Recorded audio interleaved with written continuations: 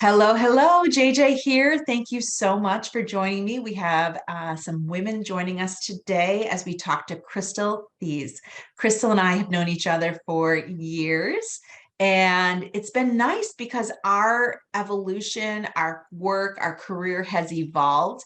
And I don't think either of us knew that we pull oracle cards or that we're into spiritual exercises and meeting with different energy practitioners. And Crystal came back my way just a little bit ago, and we have had a really great time over the last few months just talking about different light workers and energy practices that I am thrilled to introduce Crystal with you today. So hi, Crystal.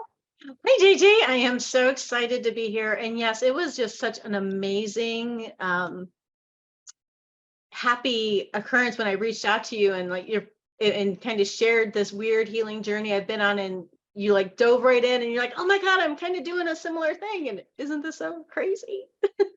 It is, it is. And when we were planning what we were going to talk about, because the list was long, we could talk about all different things. Crystal's introduced me to some amazing light workers and energy practitioners, many of which I've hired and worked with. And some of them have been on the show. So Mary's been on the show, Kathy's been on the show, and we know so many other women right here in Ohio and beyond. So I'm pretty excited to have you here with us, Crystal, today. Me too. And I can see in the background, you already have Oracle cards hung up. So I do. today we're talking about using Oracle cards for clarity in your business. And Crystal works with a lot of businesses that are focused on energy and healing. She works with energy practitioners. And I love the fact that you use Oracle cards. So can you tell us a little bit about what Oracle cards are first for some people who might not know, and then we can jump into some of the ways you're using them. Sure, sure. Oracle cards, the most common type of card that most people have heard of are tarot cards. I actually don't work with tarot.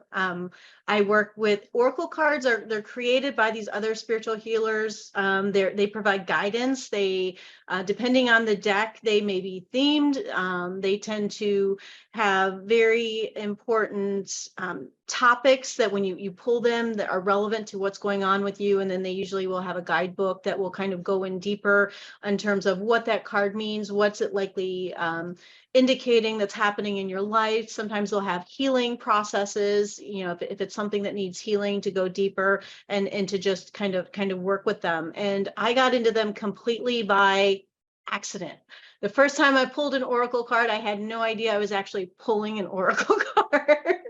I was actually in a group medicine healing ceremony, and one of the spiritual worker there, they had them sitting by a bowl of water for blessing to do, and they were just there. I just kind of picked it up and just kind of looked at it. It was dark. I couldn't really even, the one that and what was this version of one, an older version, and it had writing on it. I couldn't even read. I was like, okay, I have no idea what I'm pulling, why I'm pulling it, but okay, I pulled it. I went to the blessing bowl and went to so the next day I went and I looked at what it was, and I read the description. It was like, oh my God. And it was Tai Chi Rising, which Tai Chi Rising is all about kind of that beginning of your spiritual growth. And I wasn't looking for spiritual growth at the time. I was looking at working with medicine to become a better entrepreneur myself, to fix my brain of all things, not necessarily my heart or anything else. And it just kind of evolved, the process from there for me in terms of working with them and finding that they really helped me in terms of both affirmation and guidance as I was hitting these kind of key milestones in this new evolution of who I was. I love that. I love that. And for those of you who've never seen Oracle cards before, they come in a deck that kind of looks like this. And then the cards are inside, and then the book has a lot of the wisdom that you might use. And one of my favorite decks is Rebecca Campbell. I have a couple decks from her, but I love Oracle cards too. And I have to be honest, when I first started doing it, I pulled it at a retreat too, and I didn't really think much about it. But I have used them for small groups. I have used them personally. And even with my girlfriends, when we get together on the weekends, I seem to always have a deck in my bag. So for many of the things that we talk about, a lot of it is just like, where am I? What should I be thinking about? What should I focus on? And then I usually wait for one to just fly out. I'm not really one that picks one. So I'll just kind of shuffle them, and I'll Mhm. make sure I'm really clear on the question. and then generally they fly out. So, and my friend has taught me to kind of clear the deck by hitting it. So what is your practice? How do you do it? Well, it is kind of evolved. What's kind of interesting, because I'm just been such I'm a very analytical person, that the old me would have like dug, okay, if I'm going to work with these, what's the right way to do them? What's the, normally that would be me. And it's kind of been an evolving process. So for me now, the process I take, I shuffle them. I just kind of hold it and I just kind of move clumps. And when it gets to a point where they won't go in for me, is when those are the cards. I've played around with using pendulums for some people, and the like, but it's more about just feeling it. So I don't necessarily use a typical way of doing it. It's more that, and sometimes actually now, and after we've had some conversations, they have popped out, and I have actually, well, I didn't think of that as part of the process. When they pop out, I have taken that as an issue. One of the biggest kind of cards of kind of divination in terms of what's going to happen, I used a feather with. Actually, I was on a walk with my dog, and part of the initial spiritual journey, all of a sudden I started finding feathers. I found a couple of that were placed right in my path, right after kind of key moments and things like that. And I was walking my dog. I was talking to my friend Jill about selling my house down in Kentucky, and I was going to sell it to a flipper, and just had all these questions and all, and so I felt really good about it. And then just for some reason, I just said, I want to find a feather today. And as I'm walking, we kind of go around, we go down the alley, and all of a sudden I looked down and there was a feather. It was a little one, but it was a little feather. So I got back to the house. I'm like, okay, wonder, with this whole selling the house thing and all that, what should I do? So I took my deck and I kind of spread it along the floor, just in a straight line. And I took this feather and I threw it up in the air, and it landed on a card. And the card that I picked was, what you want wants you. And so here I'm talking about selling the house. I had an idea of, this is the price that I want. I've been looking at other houses like mine. And then, because there've been a lot of flipping going on in the little town I lived in, it's like, okay, this is the price. So the very first person, so I did a flippers open house. The very first person who walked into the house bought the house for the price that I wanted. I was like, what? And it's just like, that was last June. And so that was very early on the project. I'm like, okay, there's got to be something that's going on with this. But so I've done some different things like that, where I've spread them out, and you just, depending on what feels right to me. But my standard, when I'm working with someone, when I'm working with my entrepreneur group and we're doing coaching, and like they'll be talking about the thing, and I just sit there and kind of, I'll be shuffling and just moving chunks of the cards here and there and here. And then all of a sudden I'll get this log jam where they just don't go back together. And a lot of times that's the card. And I'll do that for myself as well. But like the cards that you see back here on my altar, this is kind of a new thing. So normally I've been doing spreads where, just using the same deck. This is a multi-deck spread. This is the second time I've done this, where I just all of a sudden, like several weeks ago, I got called. I'm like, what if I pulled a card from each of the 4 decks that I have? And it was the second spread, and it was just like mind blowing. So what happened with that is that, because I've been getting some of these big cards, is that in that spread from each deck, I pulled like the biggest, most life altering card that I'd already pulled. Well, with the exception when I pulled this card for somebody else, and sometimes I'll pull a card for somebody else. I'm like, yeah, that kind of feels like me. I don't take it as guidance for me until I pull it again, but I pulled this one again. And so the cards that I pulled with that, which the one I worked for a long time was from my Sacred Rebels, Perfection of Your Life, which is a really big card. Then the other card that I pulled from from Kuan Yin was the Threshold, which the threshold's all about really starting to live in love instead of fear. So that's a really big card. And then the other card that I pulled was from my Crystal Masters, Kuan Yin with Pearl and his Divine Rebel. And that was the one I pulled for a client. I was like, yeah, that's kind of me too, because I am kind of a rebel. That's why I bought that deck. But then I have this other simpler deck that my medicine shaman worked with, and I decided to get it because it was just very simple. It's colors and terms, no foofy woo-woo spiritual stuff. And the card that I pulled for that was then movement. And so it was like all three of these really big cards that I've pulled from these decks that were like really big, life altering. All of a sudden it said movement, green, go. Okay, it's go time, baby.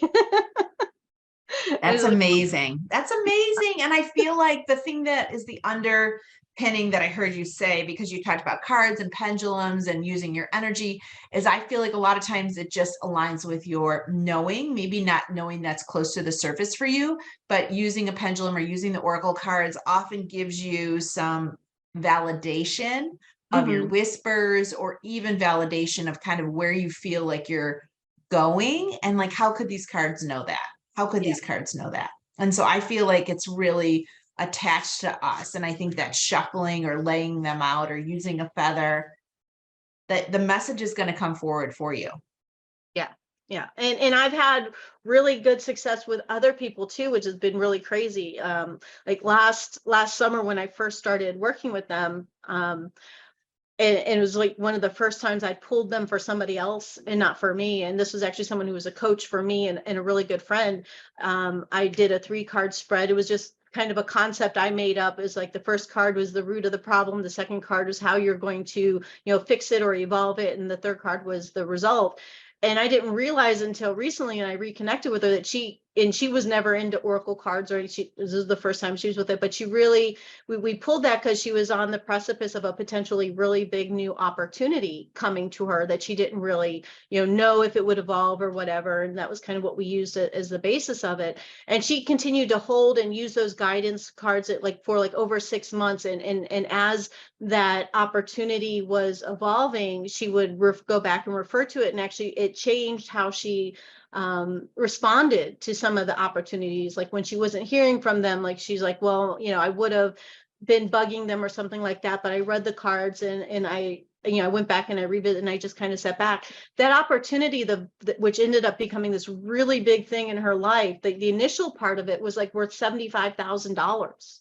And it's still evolving and actually taking her business in a completely new direction. And it's, for me, it's just like mind blown. And so that's why I started using them then with the group of entrepreneurs that when we meet, I pull a card after we kind of talk about their issues and what they need help with and where they're going and planning and all that. And the cards we've really been finding have been pretty dead on in terms of either helping them with guidance or affirming that they're on the right path. And I found, at least for me, affirmation can be just such a powerful thing.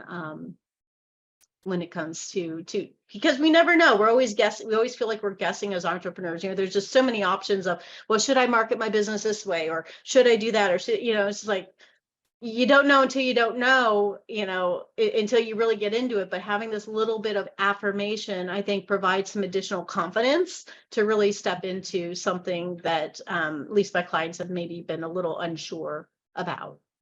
Yes, I love that. I love that. So some people have really strong opinions, and I want to go back to the business in a minute, but some people have really strong opinions that maybe you should get your oracle cards from somebody else, or you should get a used deck, like maybe you shouldn't buy a new deck. Do you have anything you feel about how and why and when you should get your cards? I mean, for me, like I said, I was in terms of how I picked my decks, I'm thinking of trying a deck from I'm sorry, Rebecca. Is it, but all 3 of my 4 decks are all from the same person, Alana Fairchild. And I got, I used the deck first introduced because, after I got this one, actually at the end of that retreat, the next card I pulled was like dead on. And then the person who had them, as I was having this evolution, like I did the first time I did a medicine journey all on my own solo, I felt like I was like completely reborn. And I asked her to pull a deck the next day, and it was Book of Changes. And it was just like, so after that, this was the first deck that I bought. But at the same time, I bought her Sacred Ruffles because I felt like it really, I'm like, okay, I'm Gretchen Rubin, I'm a rebel there. So I've always done things differently. So that spoke to me. The crystals I started working. So I think it's really about in picking a deck and what seems to resonate for you. And actually, when I first got the Crystal Masters deck, and I read the first one, actually kind of funny, the first card I got for that was Daring Rebirth. which when that was the crazy weekend I told you about, where I lit the candle and LinkedIn Ninja died and LinkedIn killed my website and, just basically killed that whole birth. That was the first card I pulled out of that deck that weekend right before all that happened. I thought it was kind of fluffy at first. It wasn't resonating with me. So I think when you get one, you want to work with it for a little bit to really see, do the messages kind of come through and do they resonate? But I think trusting, if you follow other spiritual practitioners and they create oracle cards and things, starting someplace there, something that's along a theme that resonates with you, so like her newest one, Rose, which I looked at getting, flowers are a big thing for you. There's so many different ones out there. And the great thing too is that with Instagram and everything, you can go and you can learn about the people who created the decks to kind of get their perspective on things. And I think using that to follow. But I mean, if I were to be gifted a deck from somebody, I mean, I would definitely take being gifted. I don't know if I would buy a used deck from someone I didn't know, because you don't know what their energy is for that. But I think you just got to work with it for a little bit. But yeah, like I never would have gotten this chrome, this prism color. And actually my shaman pulled this when the LinkedIn Ninja site went down, pulled the death card for me. And I was like, okay, yeah, LinkedIn Ninja's dead now because she pulled that card for me. Just if you have friends who have decks, play with the, if they'll let you play with them and, feel into them and maybe use that as a starting point for your first deck. I love that. I love that. And, I ended up going to see Rebecca Campbell at Omega, and they had decks. I mean, I can't even tell you how many decks they had in the store at Omega Institute in upstate New York. And that's why I ended up picking up. And that first deck is still my favorite, like Work Your Light. It's it is definitely my favorite. But I do agree. There's some decks that I bought that I just have never connected with. And they kind of sit on the shelf now, which is fine because the decks are so pretty. And actually creating a deck is so expensive. It's so much more expensive than even writing a book. So to your point, checking out who is creating it, but also know so much has to go into an oracle deck that that it's not for the faint heart for people who want to create oracle decks. Like they really have to do a major investment in making that happen. So, right. All right, well, this is great. So as we round this out, I just want to touch one more time. So I use it a lot for personal, but there are definitely a lot of books have different layouts that you can use for all types of your life. And you coaching and guiding so many energy practitioners, you've been using it as part of your business to guide some of the practitioners. Yep. Yes, I have. I have. And actually I work with all entrepreneurs, not necessarily just light workers, but I'm looking to work with entrepreneurs who are awakened, or spiritually, because I have one of my longtime clients is a financial advisor still, and and the card that what she's been struggling with actually is healing physically. She's been been dealing with health issues. Her business has actually been going okay, and it can be on auto. So like one of the last cards we pulled was, her question was, should I be, for my business, should I be emphasizing my health? And actually the card that came back actually really did kind of emphasize that. And it's because your business can't be successful if you're unhealthy and you're not there. It's so intertwined, the two together, in how we show up. If we're not aligned with how we run our business, with what we truly believe, no matter how great of a marketing strategy or anything that's out there, we're still not going to be successful. I've worked with so many entrepreneurs who are like, yeah, this is a great way to run my business, or great way to market it, and then they commit to it, but they don't actually follow through, and they don't do it the right way because it's not fully in alignment. And so then they don't have success. And so that's where I think that the oracle cards have been helpful, because it gets to the root of who they are in running their business, and helping them make sure that they're in alignment and in integrity. And that's the one thing that I learned. When I first started, my first business, LinkedIn Ninja, I was fully in alignment with it. It was brand new, but the last several years, I was not as successful with it. And it was because I got out of alignment with it, and I wasn't as excited about it. And it took, having it all come crashing down to start a new path. And the cards are the ones that kind of helped let me know that, yeah, this is the right path for you, even though it's really hard. That is fantastic. And I love that approach. And I do agree. It gives you, if nothing more, it just gives you a way to think about things maybe a little bit deeper or differently than maybe you've approached it before. I talk a lot about grounding your idea. You know, I use nature a lot to ground my ideas, but I also definitely check the oracle cards. And as you'll hear, for those of you coming this weekend, I'll talk a little bit about pendulums too, about how I just use it. Because sometimes you have such big decisions at hand and you're not sure if you, like, sometimes my ego is like, yes, yes, yes, but my soul is like, I just don't know. So getting another level of just validation or insight, or even a different way of thinking, maybe a word or a paragraph in the description of the card you pulled will get you thinking maybe just a little bit differently. And I think that really gives us such maybe perspective, or gives us another way of looking at something that might give us another perspective. So that's so awesome, Crystal. Thank you so much. Crystal's going to be at the retreat with us. So for those of you going, I'm sure she's going to have her decks with her. I am. Well, Happy great. to pull cards, and also just to put this out there for any of the the entrepreneurs listening, I'm happy to give a gratis kind of clarity session, a short clarity session, and pull a card on an issue for someone who's interested. Feel free to reach out to me in the Together We Seek community, or of course you can always find me on LinkedIn, and I'm starting to build my presence on Instagram. I was never an Instagrammer, but it seems to be more the place to be for this type of community. Yes, it So, sure does. Well, I'm- thank you, Crystal. We'll include your links and we look forward to seeing you in the community. Yep, sounds good. Thank you, JJ.